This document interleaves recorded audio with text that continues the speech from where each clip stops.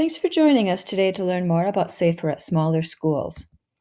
Why should we try near homeschooling, keeping everyone near their home for learning? Because schools in many countries have already tried to open. Here in the United States, schools are opening, daycares are opening, camps are opening, with not spectacular results.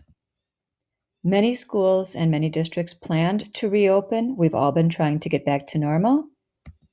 All of these are clickable links, by the way, all of the articles in this slideshow. And many districts are needing to close back down, as well as daycares and camps. In the fall, many districts across the country are choosing to open virtually. This simulation, this video is clickable, shows a simulation created by a mathematician in which a number of tabs on the right side or moments are highlighted for you, interestingly to look at. And the result is that as long as COVID-19 is still in our community in some amount, anything we do could result in increased illness and a second or third wave. Many schools are considering 3 options at this time: returning to school with whatever precautions they can put in place, hybrid model with some in-person and some virtual, and 100% virtual learning. Near homeschooling is a 4th option, keeping students and teachers in very small groups in their neighborhoods near their homes reduces the central market effect.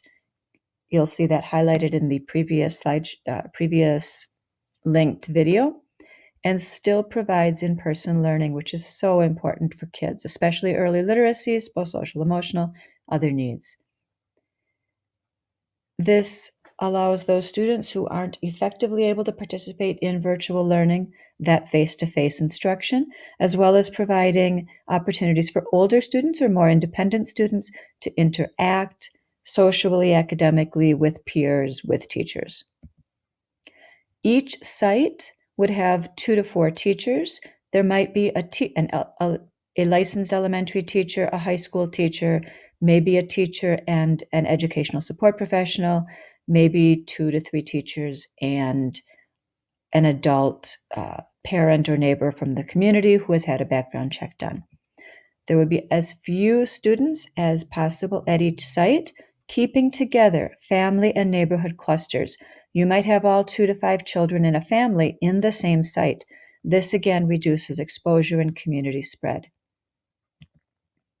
The curriculum is one place we would need some flexibility. You would have to give up fidelity to a grade level curriculum and focus instead on standards and meeting the needs of each individual student, possibly with a shared activity initially around science or social studies, and independent work, small group work, breakout groups for literacy and math instruction. Start small, beginning with a small pilot program. This might mean that most of your district is involved in virtual learning while a few neighborhoods begin to work on near homeschooling. Implement slowly, keeping it stable and ensuring for more success.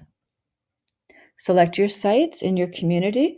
These could be anything from construction trailers to community centers, churches, restaurants, other buildings who are vacant at the time.